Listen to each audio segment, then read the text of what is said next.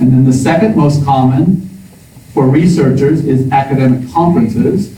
The second most common for local practitioners is down on the list is professional associations. For local practitioners, this would be something like the National Association of City and County Health Officials. And then for state practitioners, they've got a little better access to journals generally. And so they rank journal articles second. And then third, reports to funders. The third most common email alerts, and that holds both for local and state practitioners.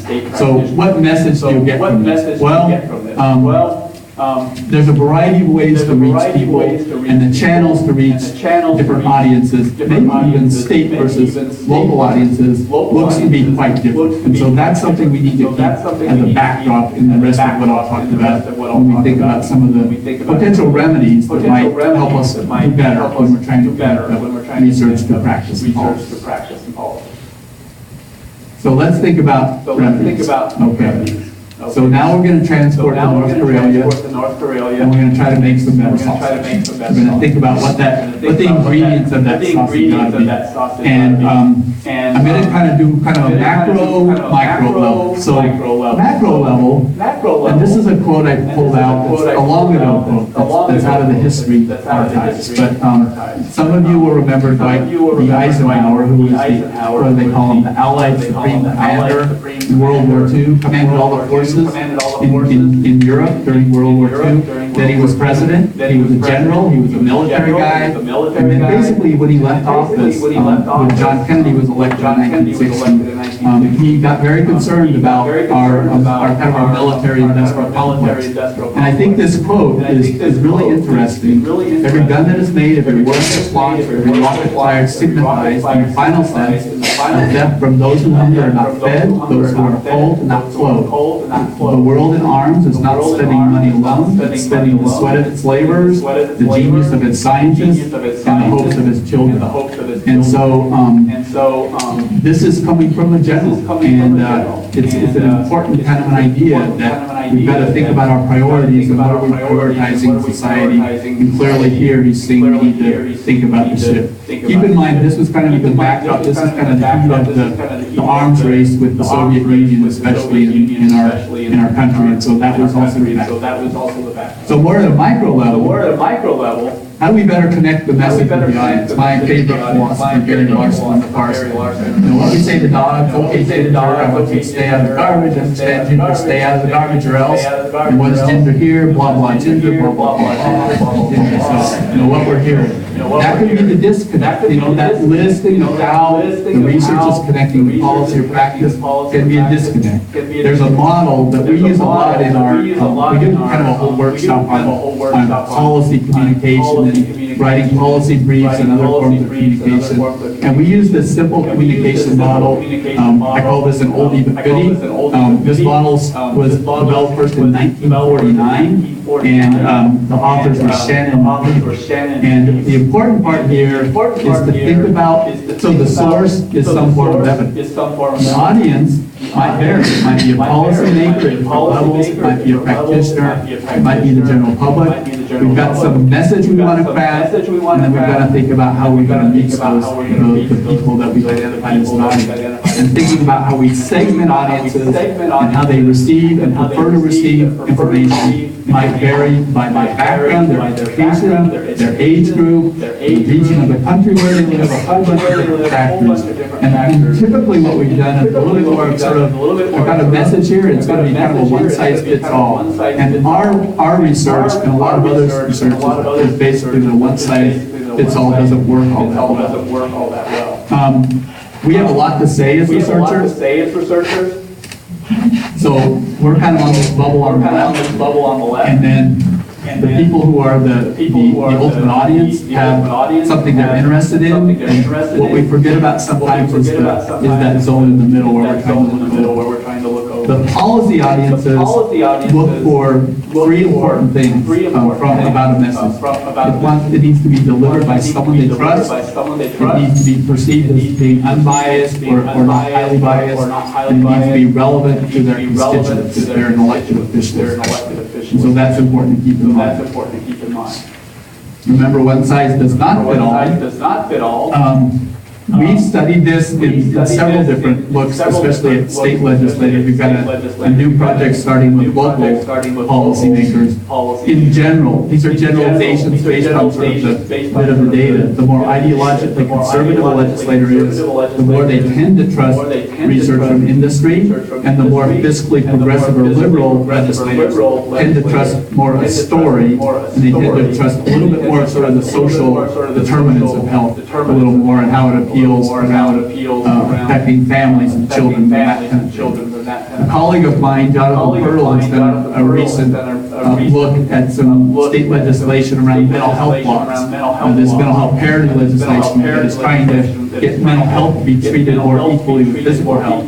And what he's found is really interesting and is going to help us in better reaching, in this case, state policymakers. We've got the middle group, these action-oriented supporters. These are people ready to go. These are people engaged in the issue. They recognize the issue with probably just a little bit of help. They're ready to take some action. We've got another group that are passive supporters that aren't going to kind of step out. These are kind of the middle adopters. If you're familiar with Ed Rogers' work, they're not the innovators, they're not the early adopters, but they can be brought along. And then roughly half of all the legislators, this is about a national survey, were what he deemed through a latent class analysis and multiple level modeling, sort of fancy statistical techniques. They identify these budget-oriented skeptics, so where people are very oriented toward cost and budget, that also have some stigma toward mental illness. And so that group, we've got to tailor a message very differently than the other groups. And so the next phase of this kind of work is thinking about, for this, what is an evidence-based policy, how do we better tailor the message? Okay? So some of you in the audience will be old enough to remember there used to be this thing called a newspaper. And there's some rules that we learn about news journalism that still applies to reading the newspaper on your phone. It's just the way this was originally developed was what journalists call the pre-33 rule. You've heard this before. So the pre-33 rule is, imagine yourself picking up one of these ancient artifacts called a newspaper, and you're looking at it, and there's a headline. Roughly you have 3 seconds to grab someone's attention with the headline. If you grab that attention in about 3 seconds, people are then willing to spend about another 30 seconds reading the first paragraph of that news story. This applies to reading online as well. If you keep them going from that, then they're going to spend, this is kind of the USA Today model, they'll spend about another 3 minutes or so reading the rest of the article, in sort of a short article. And this isn't you sitting down with the Sunday New York Times, but this is a rule. So I give you an illustration of this for children's health. There's been an article published in the Journal of Medicine over a decade ago, and the headline in the New York Times says, children's life expectancy being cut short by obesity. That's a catching headline. That's the one you might want to read more. You go to the next paragraph, and it said for the first time in 2 centuries, basically the next generation of children may have a shorter life expectancy than their parents. That's another grabber, and this got a lot of national media. And so the idea is, when we message our information, we need to think more kind of in the 333 rule. And the other part of this that's important is the idea of essence. And essence, this is a really nice book that Keith and Keith put out. And they call it Made to Stick, Why Some Ideas Survive and Others Die. And they talk about the essence of an idea and the essence of a message. They're usually trying to reach busy people, busy leaders. They're often in the early stages of making a decision, so they have to kind of incorporate a lot of new knowledge into their thinking, and they're often unfamiliar with the topics you're talking about, especially if you're in sort of a narrower area of public health or clinical medicine, okay? So that's kind of the backdrop for making better sausage, which you could also equate with sort of better policy communication. Another one involves fixing the broken pipes. No, remember the leaky pipeline. So how do we for fixing some of the broken pipes? We think about not only the push of research, but the pull of the audience. This one is sort of the researchers saying, yes, it's trivial observation, but fodder for at least 5 papers. And so you're thinking about what you study. what you write about if you're a researcher. What we have is usually sort of this pipeline where we're pushing out research. We've got receptors over here, let's say a local public health practitioner who will be the user of research. There tends to be very little in the middle, sort of collecting up the push with the pull. And that's one of the things we need to do better on. Part of that is thinking about the impacts of our research and sort of redefining impact in academic worlds in a little bit different way. So if you're sort of a typical public health professor trying to make your way through promotion tenure, make your way up kind of the stepping stones of the academic world, the publication of articles, getting research grants is very important for that. If you're a citizen who's trying to improve the health of their family, and trying to see their kids live a better life, you don't really care that much about how many publications your local public health researcher has. And so one of the things we have to do is reorient how we think about impact. And so I'm going to give you this example of what I think is a really cool model that a colleague of mine, Doug, at WashU, where I work in St. Louis, has developed. It's now an online tool. You can Google this, the translation, the TSBM, the Translational Science Benefits Model. And so what they've done is, first of all, think about four broad domains of benefits beyond the usual academic benefits. Clinical and medical benefits, community and public health benefits, economic benefits, and then policy and legislative benefits. And of course, when I talk about the big P, this is where a lot of the big P sort of policy things start and hang out. The important part here, they've got the website, it's an ongoing development. What they've done is identify a lot of the sort of indicators that come here, some of the ways you would measure these, and then they're developing a series of case studies to illustrate when a research project moves more toward impact, how do you measure some of these other benefits? And I think a lot of it in the academic world, we would like to be measuring a lot of these things. They're a lot messier to measure than measuring how many publications someone gets, or how many times their articles are cited by someone else. And so we need to think a little bit bigger. We need to think bigger about how the benefits are measured and what they are. So I encourage you to take a look at this website. I think it's a really great tool. It's also important to think about moving evidence to practice is a function of both individuals and organizations. So this is a model. One of the sort of side roles I do is I teach this course called Evidence-Based Public Health for Practitioners. The majority of people out working in day-to-day public health don't have formal training. It's unlike a lot of other professions. And so we've got a training where we work on basically the left-hand side, building skills with individuals about how they can learn basically analytic decision-making in public health. So these are the individuals who might practice public health, evidence-based decision-making in an organization. On the other hand, you've got organizations where leadership, the climate and culture of an organization, how much they foster innovation, for example, they're also important. And so organizations will facilitate how their individuals are developed within that organization. And then, of course, individuals shape the organization. And then we've got these always contextual sort of variables out here, like the funding environment and the political environment and other areas like that. Okay, so that's important to keep in mind as a backdrop. In some areas we can do better. There are ways to build skills within both the organizations and the individuals. We like to work on this concept of designing for dissemination, and I think the topic here started now about 15 years ago with the National Cancer Institute kind of convening a group to better do designing for dissemination.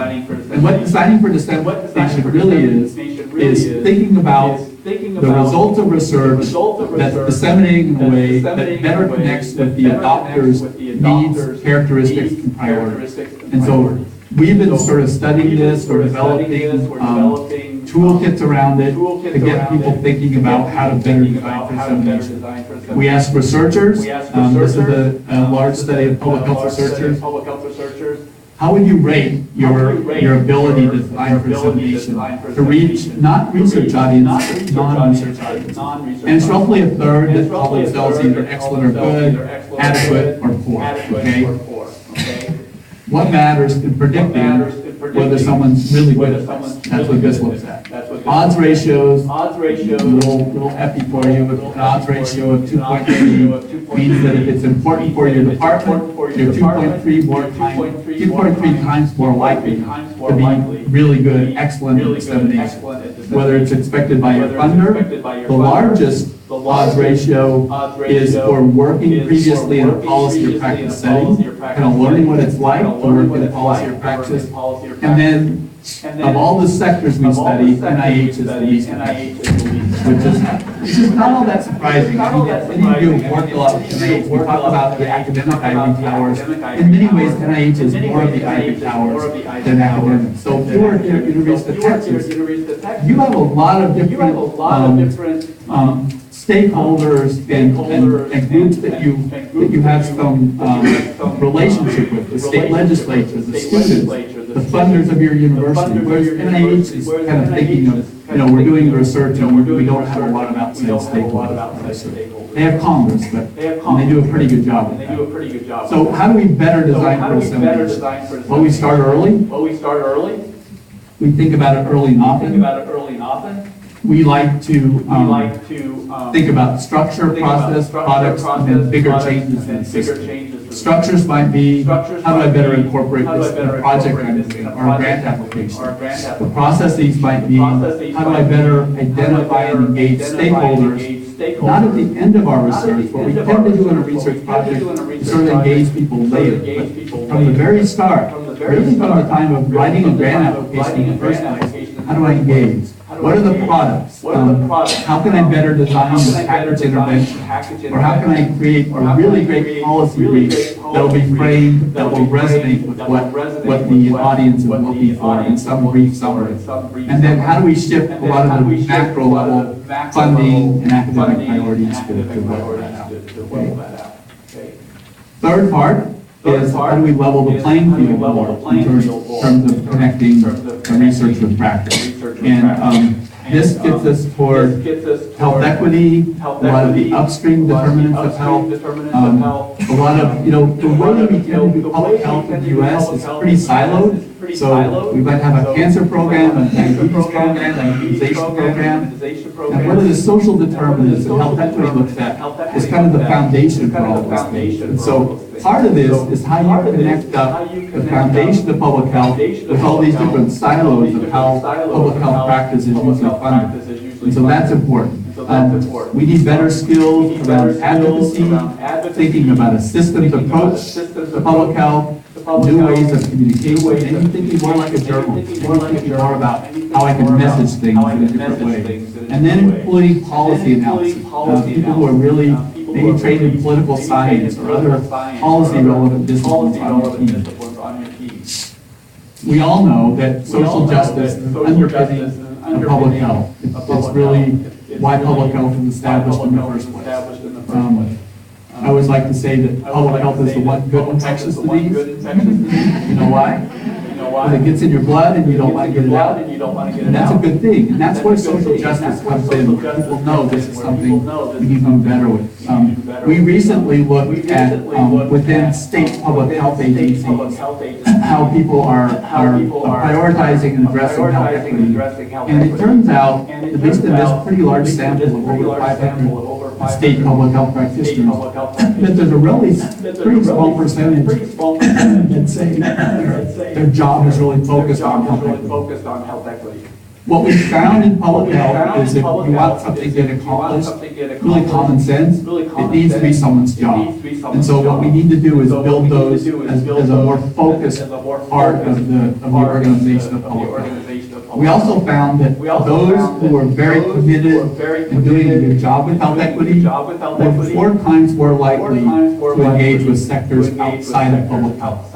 And you think about the work of the Dell Center trying to address healthy eating and physical activity and obesity risk.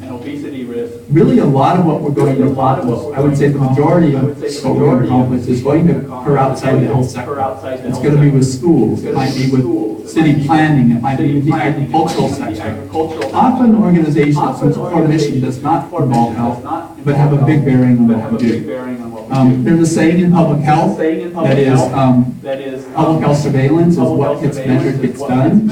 And I think we've got very highly developed public health surveillance systems, but we don't always measure the right things for health equity. And so that doesn't mean we dump our existing public health surveillance systems, but as you think about health equity, why don't we measure some different things? We know pretty good data that if we have a high level of reading proficiency at the third grade level, kids have a better life. They're healthier in life, they have a better chance of getting a good job and having a future. And that considers all the way through. Third grade level is really important. The unemployment rate, and how that affects people's ability to survive and have a good life in society. The percentage of the housing, having adequate housing, having affordable housing. There's good data, there's systematic review looking at when a family has to spend more than 30% of their family income on housing, it affects everything else in their life, including their health. And then the justice system, the reform of the justice system, tracking the incarceration rate, or what a colleague of mine studies as incarceration, how to get the more minor offenses to not go to jail or prison in the first place, but then getting them out more rapidly, and then having ways that they can re-engage in society and work and have an education and have a family. There are specific policy solutions to this. I won't spend a lot of time on this, but we can look at state and local laws. A colleague of mine at WashU, Michael Shred, developed the idea of social development accounts. When a child at birth gets a small savings account, and in fact there are some governments now who actually provide this at birth, they have a better life, basically. They show benefits and even some cost-effectiveness data over time. That a small investment leads toward higher achievement in society and a better life overall. You can have public health practice policies in the workforce. You can look at what's going on, there are structural barriers. A lot of agencies that adopt this developed under the heading of minority health, which is appropriate, but also has to engage in a lot of different sectors outside of health. We can commit resources, and we can put this in our large, big future plans, like our strategic plans that look at the future vision, as long as those plans have an implementation plan to go with it. The strategic plan alone for any kind of agency doesn't really do anything unless it's implemented and followed through on. So the following bit is just to think about what we can do. You know, my kind of academic upbringing was in epidemiology. We were talking about this a little earlier. And in many ways in epidemiology, advocacy is almost seen as a bad word, as something you don't want to do, that's going to sort of cloud your science and reduce your objectivity. And I think we have to look at that sort of thing. Think about advocacy as a continuum. One level of the continuum might be you're just raising an awareness about an issue. You're studying something, there's a big gap in child obesity rates across the state of Texas. We want to identify what's going on and some of the reasons around that gap in different regions of Texas. Another might be that you more directly communicate and interact with policymakers. And then the other would be that you actively work on an issue or engage in the policy sector in a more active way. And so think of these as sort of early stage, middle stage, later stage. And I think the call to you is that every one of us has to be engaged at some stage. Doesn't mean we're all going to be at the later stage. It might be that we're all kind of early, but we need to move across those stages so that we're more actively engaged in the process. What are early stage ideas? Well, voting is the most basic. Everyone who can vote should vote. You might contribute to an evaluation of a policy, or you might identify descriptive epidemiologic data about a certain problem that people don't know about that's being looked at. You might speak to your family and friends about a policy issue. just make sure you organize it well if it's over Thanksgiving dinner. Get really interesting. You can look in the middle stage, sort of write a letter. Write or call an elected official on certain policy issue. Attend a training, maybe a coalition training about how to better advocate about an issue that you care about. How to communicate better with the media could be another one. There's a whole field called media advocacy that is really kind of how do you engage with the media and try to reach some policy goal. How do you blog? How do you talk about an issue? How do you learn about it? And then later stage activities, any of these you could probably argue kind of shift from one to the other. But later stage activities might involve going to a city council meeting or presenting there, taking on an issue, meeting actively with the staff person who's in a policy, an elected official themselves, working in another branch of government on a policy issue in a non-governmental organization. And so this might be the small P policy at the organizational level. Drafting legislation, working on a topic of interest. Often this connects back up with the staff person, where they are often, down, at least in my work with the Missouri State legislators, down in the basement of the Capitol building. There's these rooms without windows where all the staff members hang out, basically writing the legislation that then the elected officials will then bring forward for a committee hearing and on through the process. So work on that. Call an elected official. Work for an elected official whose causes you care about. And I know a lot of you here do that in your own way. Maybe run for office. Just from the time that I've been at Washington now, 11 years this summer, we've had 2 of our MPH graduates who now are elected officials in the state legislature. And that's really amazing in that time of day. And we've had, a lot going on in St. Louis over that time. We had Ferguson. We've had a lot of the challenges that a lot of our communities face. And so it's really, as our students have gone through training, they've really gotten so passionate. I don't think either of those 2 thought when they started their public health training that they were going to end up running for office, but they caught the infectious disease. They got the bug, and now they're doing it. So that's important to keep in mind for some of you. Not for everyone, but for those of you who are inclined that way or might be, it's a great thing to do. I worked in state government in Missouri for 8 years, and it was great. I learned so much, and the people there were terrific. I often say I learned so much more about public health practice by working in public health than I did in my formal training. I don't think that's totally true, but you learn different things and you learn how to apply it. Okay?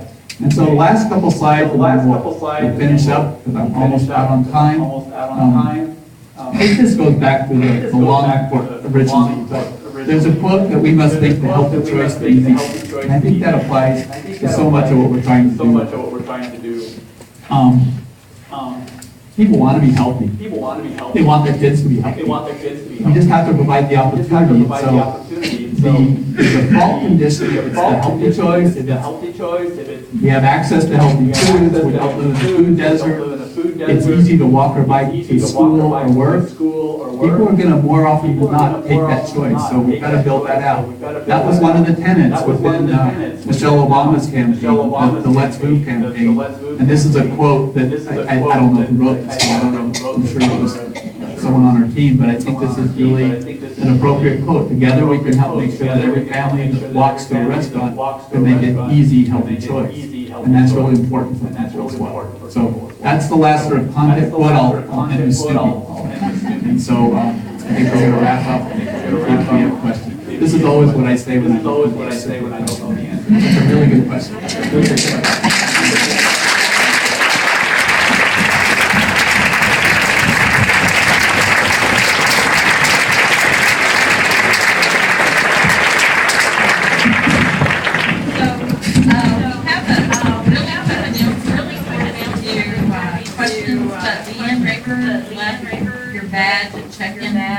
So if you could come to the podium, we have it here. So I have one quick question for you. I noticed when you show what researchers want to say and what legislators want to hear, and there's that kind of sweet spot in the middle. So I know it probably varies depending on the individual legislator. But are there some things that are kind of common? I think, are there like 2 or 3 things that Yeah, I think there are. I think, and every legislator is different because unless they're representing the whole state, like a governor or a U.S. senator, they're representing a region of Texas. Let's sort of look at the state level. So I think the first thing is finding out, let's say it's a state senator or a state representative, finding out either from data or from their own position statement or from talking to them or their staff, what issues they're really interested in. And so finding the sweet spot of that, about what that is, you can find out which bills they've supported and co-sponsored and voted for in the past. That varies, getting that data is really easy at the national level. It varies kind of state by state how easily you can get it at the other level. And then I think probably the most important one is establishing mechanisms for ongoing communication. So, and a lot of that with the group of my group that work with different policy audiences is often with the staff or the full-time paid staff of policymakers who are a little easier to get a hold of. They're not sort of chasing their tail quite as often as policymakers are. They're often there year-round, depending on the legislature. I know your legislature here is a little different because it's only every other year. So it's a little different, but I think it's a lot of it is sort of finding out what the sweet spots are and ways of communication and then engaging with people. And then, you can look at sort of the general political science and a little bit of data. I said sort of generalizations about, a very conservative legislature generally looks at an issue this way. Now, those are generalizations for groups, so they don't hold every individual, but they're generalizations for good question. Any other questions? Oh, right over there. Thank you so much, Rob. I wanted to ask, so in your point about disseminating evidence, what is your feeling about the role of the media and how often what you perceive as a scientist to be the message gets very different once it gets reported by the media and then translated by the social media? How do you? Oh, yeah, boy, that's a good question. So I think the first part of that is what is the media? Because media used to be a lot simpler. So you had newspapers, you had radio, you had television stations. You might have, when I was growing up, you had 3 televisions. CBS, NBC, and ABC, and now we've got hundreds and hundreds of different outlets. And so I think first of all, thinking about for the kind of work you do, think of sort of the media as the channel, not the channel on the television, but sort of the means of getting the message out. What are the most important channels for your sort of work, and especially for the audience you're trying to reach? And then it actually applies similarly to Deanna's question about sort of engaging with the media. So it might be a local reporter whose need is help. What I found is people who specialize in an area. So, for example, if a newspaper is big enough to have a health reporter, they often get it right more often than if somebody is a beat reporter and they cover 10 different topics and they're just kind of doing on the fly. And so I think that generally the media will ask the researcher to go further with the findings of a study, an evaluation or a study finding than the researcher is comfortable with. So I think in your own mind, it's kind of being ready on the front end and saying, okay, if I'm talking about a certain article or a study that you just published, how far am I willing to go with those findings and how do I back that up? The hard part is, I think, social media, where little bits of truth or semi-truth can spread really quickly on social media. And I don't have a really good answer for that, other than the best job we can do is get the accurate information out. And again, with our group, we have a former writer and editor for the Post-Dispatch. His name is Tim Bohr. He's a part-time with our center. And so he takes, when we have a new article or a finding, he takes them and puts it into a journalistic study for us. And I would say about half the time, he takes the finding further than we would like him to. So we have to kind of negotiate with him, but it's a really good check on us because he was a newspaper reporter. He knows what the editor is gonna want to put out to the public. And so I think if you could find like a communication expert like that, it can really help out if you're sort of tailoring and disseminating your message. Other questions? Hi. So tobacco, diet, physical activity, leading causes of heart disease, cancer, and other forms of death.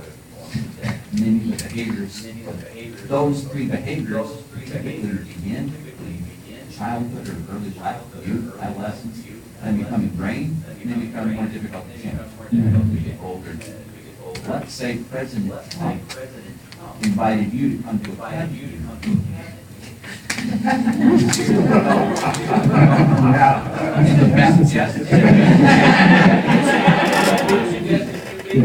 For the cabinet to work with this age group, Yeah, it's a good question. I think for tobacco, it would be something with e-cigarettes. It would probably take you sort of where the FDA was starting.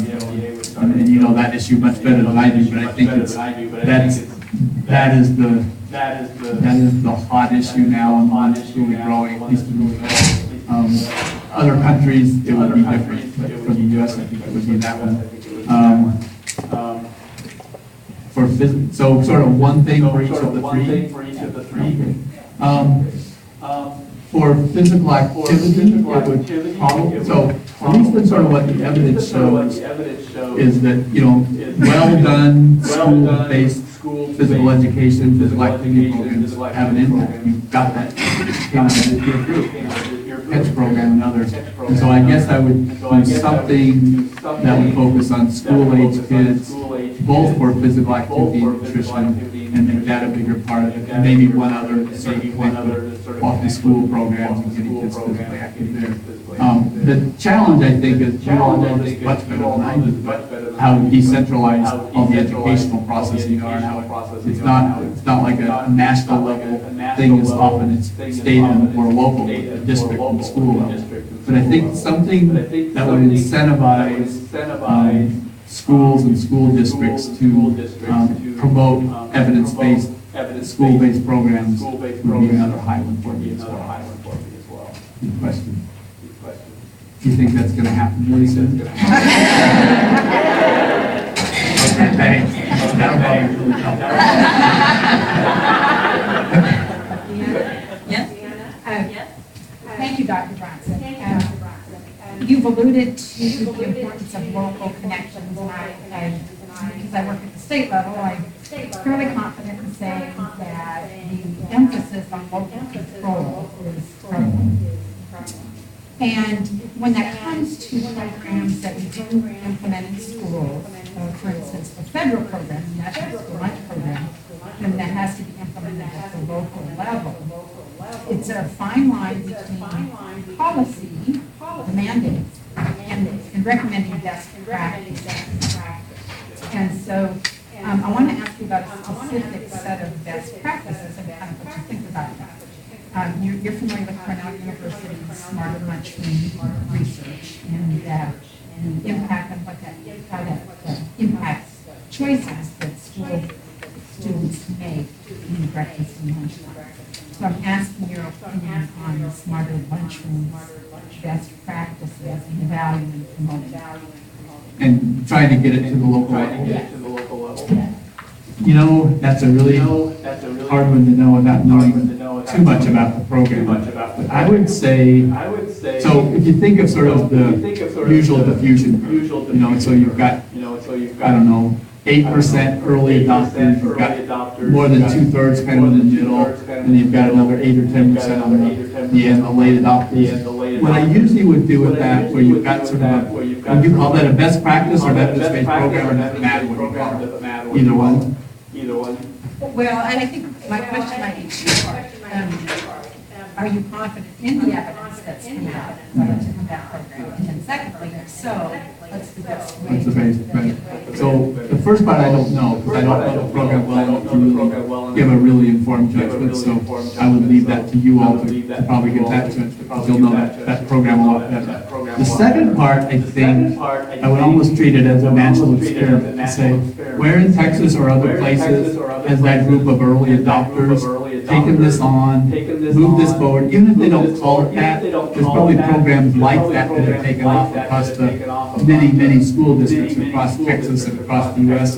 and really kind of study those as cases to find out what is it about districts that have been able to take this on, not only implement it, but almost more importantly, sustain it over time, and then moving it toward that large middle group of middle adopters who maybe with the right incentives, with the right triggers, or the right educational activities, whatever it is, maybe different training, that they might be able to become a group. And when you can get to that middle 65 to 70% group, then you're getting a large reach. And then I guess under the health equity side of it is, there's some of our, what I call evidence-based programs, and there's actually a really nice article on this. It's mostly focused on physical activity and nutrition. And it's basically saying, is the implementation of this policy with data more likely to address health equity, like in terms of think disparities better, worse, or the same? Because there's actually some evidence-based programs or policies that we have that when implemented the way they're designed, can make disparities worse. Because they might require like a really high level of training or a high level of resources that only kind of the most affluent school districts could use. And so I think we always have to look at it about what it's going to mean for school districts that don't have a lot of resources or are facing more disadvantaged kids.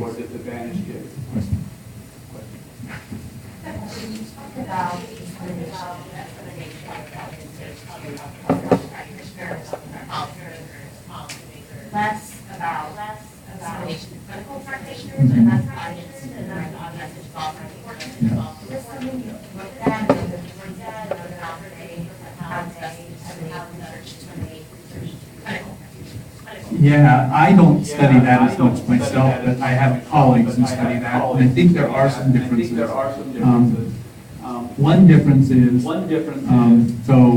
take, for example, a new pharmaceutical or new clinical surgical technique or a new device. Remember when I was talking about the push and pull? In the middle, there are drug companies, industry, drug detailers, people selling devices that are sort of facilitating that delivery. And so, depending on the medical discipline, there is some evidence like OBGYN, where it looks like diffusion happens more quickly than some other medical disciplines, some sort of subspecialties. And so I would say generally the overall properties are probably similar about what needs toward adoption and what sort of barriers are. But the middle, that connected part is pretty different from like governmental public health compared to clinical practice. And there's a lot of work going on about incentives, prompts, how to change the clinical flow of decision making depending on what the clinical practice is. And if you're interested, the whole field of implementation science sort of divides up between policy, public health practice, and clinical practice. And there's a lot of opportunities for funding out there, for the clinical evidence. The other, I think, challenge, it could be both a blessing and a challenge, but the amount of clinical evidence on effective interventions is much bigger and growing more quickly than public health. So you've got, like, the benefit is you've got a lot of evidence and a lot of evidence. The downside is there's a lot of evidence. There's a lot to make sense of at any one time, and it can always get mind-boggling. I mean, that's why some of the sort of online journal clubs that are kind of like meta-journals, where they're like a review of reviews. Well, here's the latest set of reviews that's come out about how to deliver a certain kind of specialty care, and here's what the reviews of those are saying, and giving quick little snippets. Then if you want to go read the full review, they connect you there.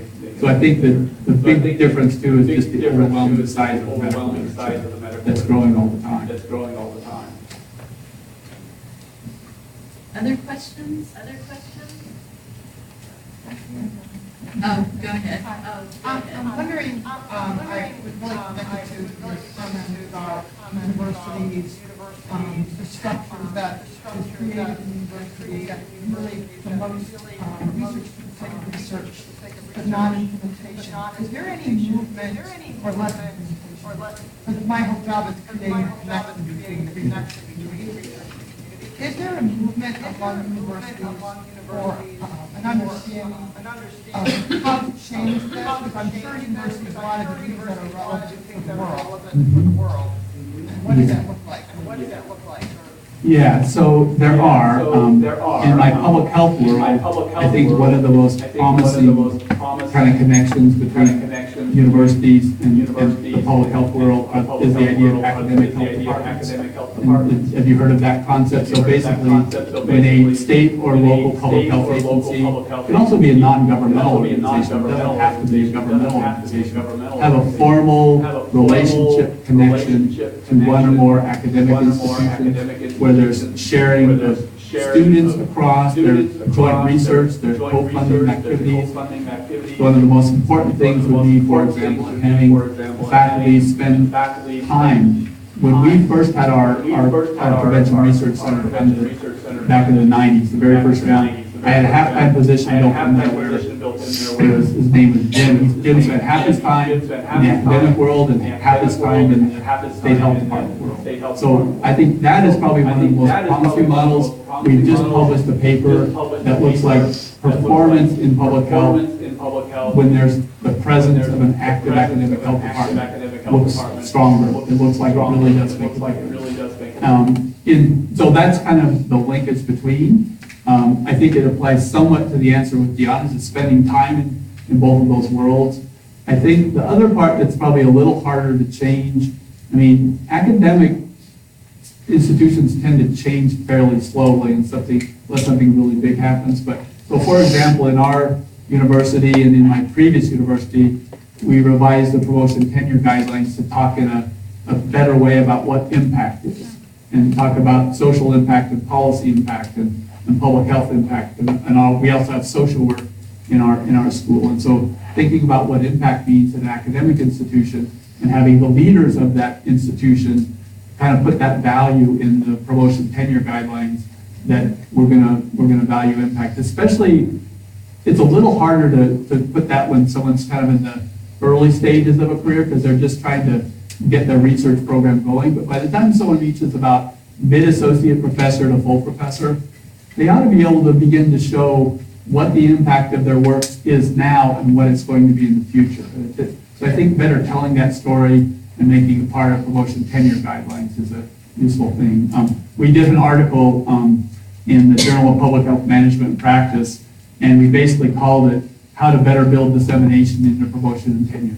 And it was with Justin Moore and Jay Maddock. And so that one might be helpful for you to take a look at. Thanks. Yeah, it was interesting, the Luke article that you talked about, I actually referenced that during promotion and tenure for our group in Houston. That's great. Yeah, in January. Yeah, so you already knew about that. Yeah. Yeah, it was very helpful. Yeah, and they're trying to extend that work to make it sort of a tool that people can really use in terms of operational tools. Yeah. That's great. Yeah. Other questions I've got up one. there? Yeah. How do you balance, or can you speak to the concept of undoing policy versus building policy? And I mentioned that you had a great photo that showed, equity versus equality. How do we get rid of the fence? There's things that we can build upon, but I'm sure that there's different levels of research and different levels of resources that has to go into undoing things that we know are not beneficial. Yeah, it's a really excellent question. I have a doctoral student who is studying policy termination in the obesity. She's focusing on obesity, although she's had to branch out to the literature because there just wasn't that much for obesity only. That's what she's really interested in. And there is a pretty big literature in political science on policy termination, the processes of that. Now, sometimes termination can happen both ways. You can have a policy that is effective for public health that's being terminated, and you can have policies that are against public health that are terminated, that you would like to terminate. And so most of the research on this that I've seen in sort of the empirical literature is really around case studies so far. It's sort of qualitative case studies. But it's one, we have this new grant it's not a good title, but it's called Misimplementation in Public Health. And what that means is if a public health agency is continuing to do a practice that's not effective, so that's one kind of misimplementation. The other kind is we have an effective intervention and we're not doing it. So sort of underutilization versus not terminating what we should be doing. And what we found is the latter one is much more common than the former one. And right now we're trying to study what are the predictors of this that we're going to put into a model, sort of an agent-based model to see what the levers might be. If an agency wants to do better, I like to think of like the zero-sum game for an agency, like the pot of money is usually pretty fixed. And so what we need to do is make the very best use of that pot of money by making sure that implementation is addressing health equity, is using the latest evidence of evidence-based interventions, and that we're terminating things that are not effective. And so if you're interested, I've got, there's a pretty good summary of the literature that my doctoral student has put forward in her initial write-up, and she's kind of at the dissertation stage. And it's an area that we're not really paying as much attention to. In our research, it looks like around 20% of agencies report that they're continuing ineffective programs. So for a public health agency, that might be health fairs, it might be the DARE campaign, drug use, and so those sorts of campaigns. And a larger percentage, about 30%, are not incorporating effective programs even when they have funding to do some of that.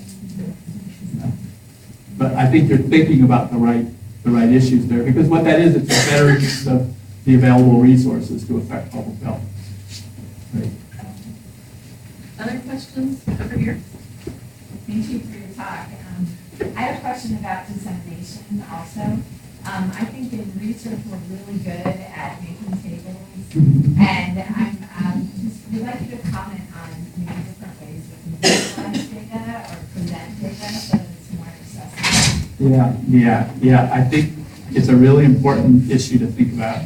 So one way is partner up with one or more non-researchers, especially people who are communicators, who are good at visualization, who are making use of the modern technologies, whether that's a podcast or a really cool infographic or other ways of displaying data. Because I would say most researchers are really good at research, but we're really not taught about alternative forms of communication. If we learn it, we usually learn it on our own because we're interested in some form or the other. So one would be partner up with the right people who are good at it. We find our students, like our master's and our doctoral students, are usually better at it than our faculty members are. And so we often have, like on our teams, when we're creating sort of little dissemination portals and ways to disseminate different types of research and studies, is we ask our students to come up with some infographics around this, or what are some other forms we could do it, or who might want to write a blog to talk about this thing. And that's often useful too, because it puts it into some other words to come through. I think in a longer version of this about communicating with policymakers, you kind of list out all the different ways that you might communicate. So it might be an interview, it might be a media press release, it might be an infographic, like an issue brief, it might be a personal meeting with a legislator, it might be a whole range of those. And I think some of it is sort of matching up which of those make sense for the phase of your research and for the readiness of when it's out there to be disseminated. Yeah, I think that. Yeah, hi, thanks for your talk. I have a question about stakeholder engagement. Do you have any suggestions, recommendations, papers, strategies related to taking a group of people and leading them through a process to generate recommendations, policy recommendations for the big P, small p, to address some issue that's important? So they may be helpful in understanding the research you're collecting or helping you guide the research, but actually how do you use their input to get to some recommendations that are viable? Yeah. I have a few thoughts. So one of the books we put out last year or year before, I can't remember when, on implementation science, Meredith Winkler, you might be familiar with her work in community-based participatory research. She did a really nice chapter talking about how to think about engagement and stakeholder engagement in the implementation process and what that means. In the early stage of research where you're not really creating an intervention, you're maybe just sort of studying barriers, the engagement might be more superficial. If you've got a more mature evidence base, and this relates to the work you were talking about yesterday, Jana, you might really want to engage people as part of your team, where from the very start, from the writing of the grant all the way through the process, they're part of your study team, they're part of your project team, they're paid, it's part of their job now, not just our job as researchers. And then in some ways, where you go with that needs to be a little bit flexible, because in the participatory process, as you well know, the reason for the participation is you don't know for sure where you're going to go with the different recommendations about framing those, how to get them out.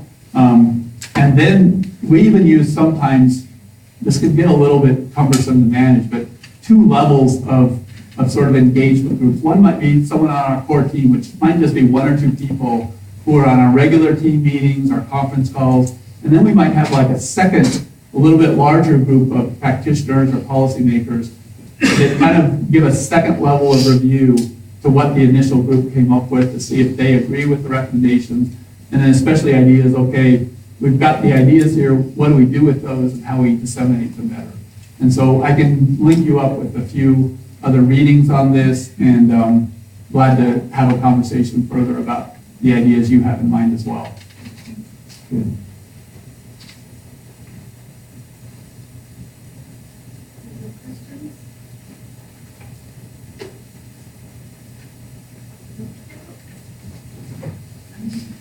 I'm Dr. Brownson. Thank you for that excellent talk, and I'm happy to present you with a little memento to remember your Texas friends.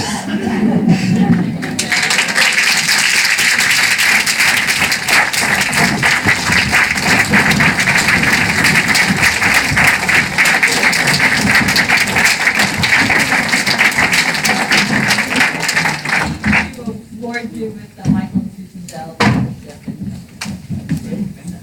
I don't have one. Put it on your desk and look at it every day. So we appreciate your attendance at today's event. We will be sending out a short evaluation form, so please turn that in. We appreciate the feedback on this. Thanks again for attending. Please exit through the doors above, and we hope to see you next year. Have a great rest of today.